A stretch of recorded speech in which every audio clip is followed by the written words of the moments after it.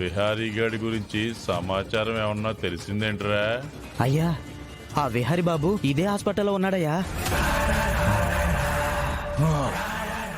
హాస్పిటల్లో ఉన్నాడా?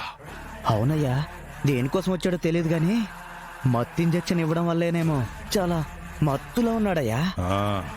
వాడికి ఏమైందిరా? అదంతా మనకెందుకయ్యా, మీరు త్వరగా బయలుదేరి వచ్చేయండి. విహారీ ఒక్కడే ఉన్నాడు, పైగా మత్తులో ఉన్నాడు. అతన్ని చంపడానికి మీకెంతకన్నా మంచి అవకాశం రాదు. సరే, వస్తున్నారా? రేయ్, అప్పటిదాకా వాణ్ణి ఓ కంట కనిపెడుతూ ఉండు. అలాగేనయ్యా.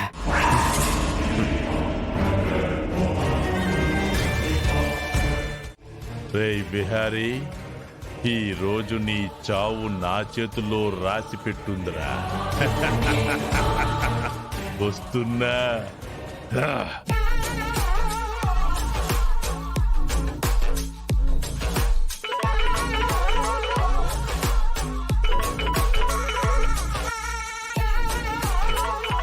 పని అయిపోయి ఉంటుంది. హలో అంబిక, లక్ష్మి ఆ డాక్యుమెంట్స్ మీద సంతకం పెట్టేసిందా? లేదు సుభాష్. అదేంటి, ఇంకా తనకి కట్లు విప్పలేదు, చూపు రాలేదు అని చెప్పావు కదా, మరి ఇంకా సంతకం పెట్టకపోవడం ఏంటి? ఏమైంది అంబిక? సుభాష్, నేను చెప్పేది ఒకసారి విను. నేను ఆ లక్ష్మి దగ్గరికి సంతకాలు పెట్టించుకోవడానికి వెళ్ళాను. కానీ అనుకోకుండా ఆ డాక్యుమెంట్స్ మీద నీళ్లు పడి ఆ డాక్యుమెంట్స్ వేస్ట్ అయిపోయాయి. వెంటనే ఇదే ఫార్మాట్ లో same documents, same stamp papers మీద యాజ్ ఎర్లీ యాజ్ పాసిబుల్ నాకు తెచ్చిస్తావా? సరే, అలాగే తీసుకొస్తాను. నువ్వు ఎంత ఫాస్ట్ గా తెచ్చిస్తే నేను అంత ఫాస్ట్ గా సంతకాలు పెట్టిస్తాను. ఎందుకంటే ఇప్పుడు ఇంట్లో విహారీ కూడా లేడు. దాని చేత సంతకం పెట్టించడానికి ఇదే రైట్ టైం. ప్లీజ్ కొంచెం త్వరగా రా. ఓకే, నేను వెంటనే వచ్చేస్తాను అంబిక.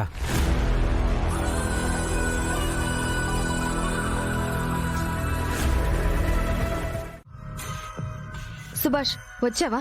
నీకోసమే వెయిట్ చేస్తున్నాను. సుభాష్ ఇక్కడికి రావడం ఏంటి? అంబికమ్మ సుభాష్ ని ఇక్కడికి పిలిచిందేంటి? సేమ్ ఇందాకటి డాక్యుమెంట్స్ లాగా యాజ్ ఇట్ ఈజ్ ఉన్నాయి కదా. డాక్యుమెంట్ సుభాష్ తెచ్చిస్తున్నాడంటే ఖచ్చితంగా ఇదేదో కుట్రే. As it is same documents Ambika.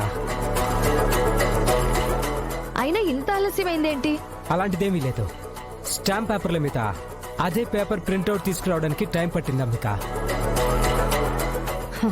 ఇప్పుడు ఈ డాక్యుమెంట్స్ మీద ఆ లక్ష్మి సంతకం పెడితే ఆ 200 ఎకరాలు ఫ్యాక్టరీకి మనం అమ్మేసినట్టే.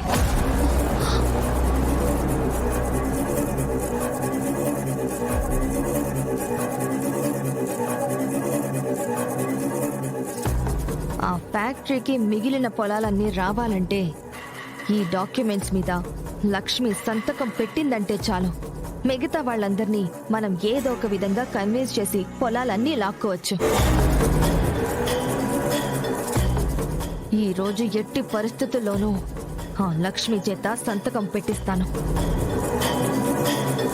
ఈ పని త్వరగా అయిపోతే మంచిది. ఆ పార్థసారథి నుంచి చాలా ప్రెషర్ ఉంటుంది. నువ్వేంటన్నయ్యా ఇక్కడ? నాకు కొంచెం షుగర్ పెరిగిందమ్మా, చూపించుకోవడానికి వచ్చా. నిజం చెప్పన్నయ్యా? పగ తీర్చుకోవడానికి వచ్చాను. పగ? ఎవరి మీద అన్నయ్యా? ఇంకెవడు? నీ మేనలుడు విహారీ. విహారీ కూడా ఇదే హాస్పిటల్కి వచ్చాడా? అంటే మా అక్క సహస్ర కూడా ఇక్కడే ఉన్నారా? అదేంటమ్మా, మీ వాళ్ళు ఎక్కడున్నారో నీకు తెలీదా? నేను ఇప్పుడే వచ్చానులే అన్నయ్య. సరే, విహారీ ఇక్కడే ఉన్నాడు, అయితే నువ్వు వెళ్ళి ఏం చేయగలవు? చంపేస్తాను వాణ్ణి.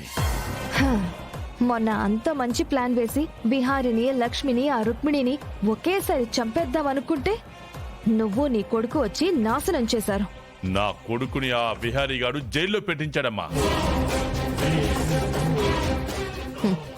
వాడి వలన రుక్మిణి చనిపోయి నాకు మంచే జరిగింది. ఈ రోజు ఆ విహారీ గాడిని చంపే ఇక్కడి నుంచి వెళ్తాను. చంపుతావా? ఖచ్చితంగా. ఇందుకే నువ్వెందుకు వచ్చావు? ఆ లక్ష్మికి ఈ రోజు కట్లు విప్పదీస్తున్నారు. దానికి కళ్ళు వచ్చేలోపు ఈ 200 ఎకరాల పొలాలకి సంబంధించిన ఈ డాక్యుమెంట్స్ మీద దాంతో సంతకాలు పెట్టించాలి. ఓ, లక్ష్మి కూడా ఇదే హాస్పిటల్లో ఉందా? అవునన్నయ్య, ఇక్కడే ఉంది.